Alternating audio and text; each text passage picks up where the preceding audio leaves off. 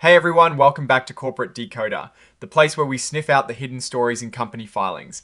Today we're diving into cbdMD Incorporated's latest report, and let's just say things are getting spicy with executive compensation and new stock plans.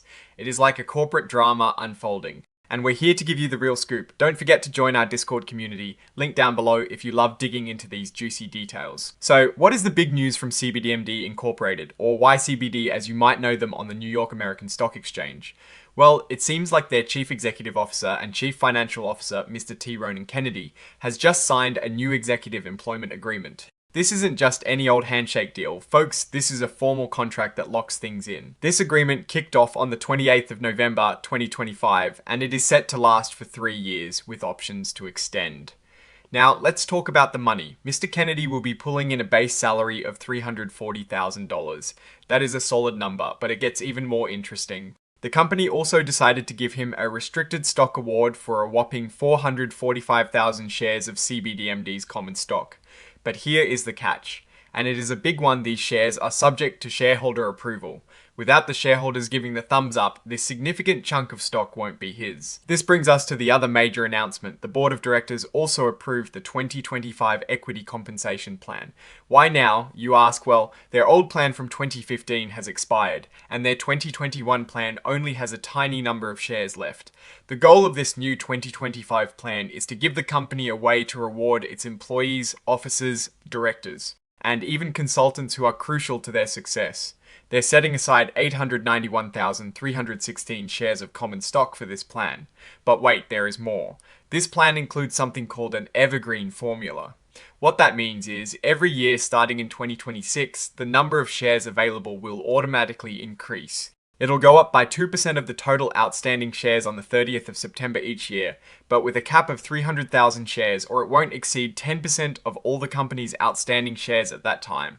This is designed to ensure the company always has stock to use for incentives. Who is calling the shots on this new plan? It is the Compensation, Corporate Governance, and Nominating Committee of the board. These are independent members of the board, making sure things are fair and in line with the rules of the nice American. They will decide who gets what when they get it, and what the terms are for things like stock options and awards. They have a lot of power to make these calls. The plan allows for various types of awards like restricted stock, stock options, and performance-based awards. Anything granted as a stock option must have an exercise price of at least 100% of the stock's fair market value on the day it is granted. If someone owns more than 10% of the company's stock, their options need to be priced at least 110% of that fair market value. And remember, incentive stock options, or ISOs, can only be given to employees. The committee has the final say on who gets these awards, how many shares, and all the specific conditions. Now, there is a time limit on these ISOs. They can only be granted within 10 years from when the board adopted the plan, and they have to be exercised within 10 years of being granted, unless you are a big shareholder owing more than 10% of the company's stock. Then it is 5 years. The exercise price is always tied to the fair market value on the grant date. The plan is already in effect from the moment the board approved it. Now, for the crucial part regarding the ISOs, if shareholders don't approve the plan by the 28th of November 2025, then no new ISOs can be given out, and any ISOs that were already granted will automatically become non-qualified stock options. With the committee deciding the exact terms, plus, none of the awards under this plan will actually vest, meaning become fully yours, until the shareholders give their approval. So there is a lot riding on that shareholder vote. The board can change, pause, or even end the 2025 plan at any time. But they can't make any changes that would hurt the rights of anyone who already has an award or grant without that person's agreement. Unless the board decides to shut it down early, the plan will run for 10 years from when it was first adopted. Even if they terminate the plan, any options already given out will still be valid. Looking at this filing, cbdMD Incorporated is clearly navigating a phase of restructuring and incentivizing its leadership. The new employment agreement for Mr. Kennedy and the revamped 2025 equity compensation plan are key moves. The substantial stock award suggests strong confidence in Mr. Kennedy, but hinges entirely on shareholder approval, which is always a bit of a gamble. The evergreen formula in the new stock plan is a smart way to future-proof their incentive programs, ensuring they can continue to attract and retain talent. However, the reliance on shareholder approval for the full benefits of the 2025 plan, especially for ISOs, introduces a layer of uncertainty. What does this all mean for the company's direction? It shows a commitment to retaining key leadership and a strategy to align executive interests with shareholder value through stock ownership.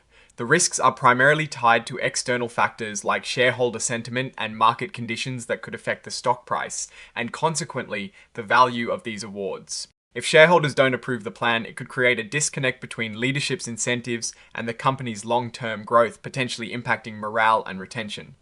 In conclusion, this filing highlights a company actively managing its executive compensation and incentive structures. The success of these initiatives will largely depend on securing shareholder buy-in. It is a necessary step to attract and keep the talent needed to drive future growth, but it's a dance with shareholder approval that always carries a hint of suspense. Alright, that is our breakdown of cbdMD Incorporated's latest filing. What is your take on these new executive agreements and stock plans? Do you think shareholders will approve them? Drop your thoughts in the comments below if you found this analysis valuable. Hitting that like button really helps us out, and subscribe for more deep dives into the world of corporate filings. And don't forget to join our Discord community linked in the description to keep the conversation going. Thanks for watching. See you next time.